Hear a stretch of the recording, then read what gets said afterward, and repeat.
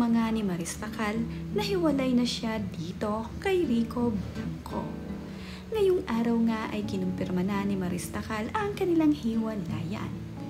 Sa interview ngang naganap dito kay Maris Racal ay hindi nito napigilan ang hindi mapaiyak habang sinasabi na hiwalay na sila ni Rico. Hindi nga mapigilan ni Maris Racal ang pagpatak ng kanyang mga luha. Ito namang si Rico Blanco ngayon ay nag-upload din sa kanyang social media. POB, you're finally ready for the world to hear what you have been working on for the last 5 months.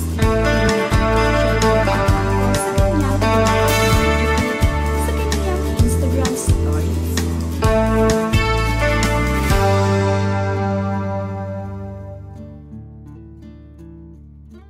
Ayon nga dito kay Maris Racal ay, Rico and I are over. Express. It's been a few weeks. The loneliest and emptiest weeks I've ever experienced in my life.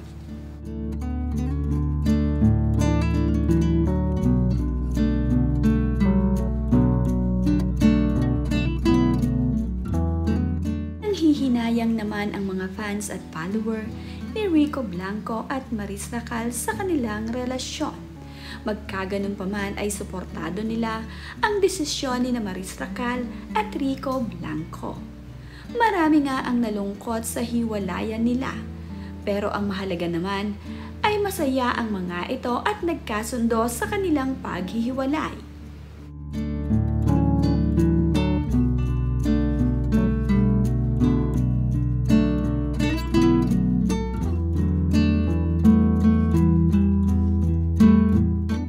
Naman nga ang mga larawan ni Rico Blanco at ni Maris Racal ang kumakalat ngayon sa social media.